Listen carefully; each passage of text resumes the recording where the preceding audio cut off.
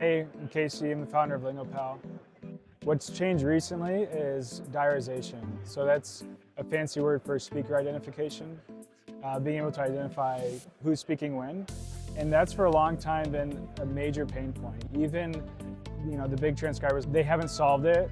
They work mostly with calls, so it's one-to-one. But for broadcasts, it's a huge problem because if you have a couple news anchors and then you misidentify them and then the guy has a girl's voice, it's a huge disaster. So that's been a big problem, and we just recently solved that. That's something we had to do in-house, and it's been a huge, huge improvement. A lot of focus on accuracy, and it makes sense. I think what you're trying to avoid is like the disaster, like they say something totally crazy or it doesn't make any sense. What's most important though is that the fans have a good experience, the people watching it are engaged. So what we do is we give an accurate representation of what was said. So if there's like a fast break, it's basketball, there's a fast break, layup, we're going to represent that in the translation.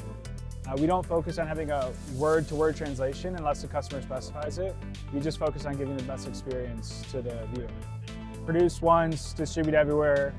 It's extremely powerful. I mean, for a long time it's been really hard because you think about all the people involved in an English broadcast, like for a basketball game, thousands of people, and then maybe they want to do Spanish, hundreds of people.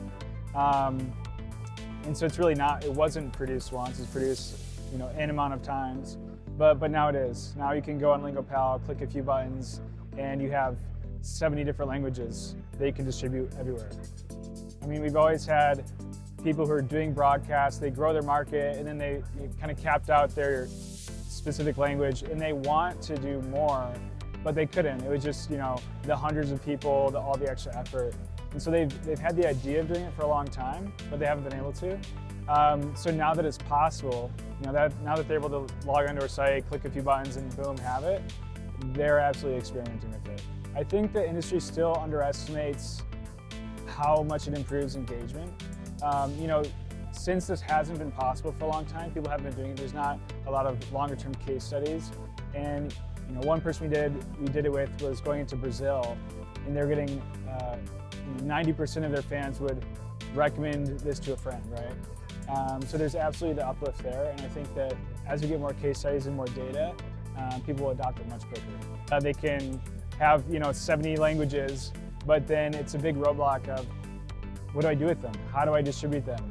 And Grabyo is like the solution to that.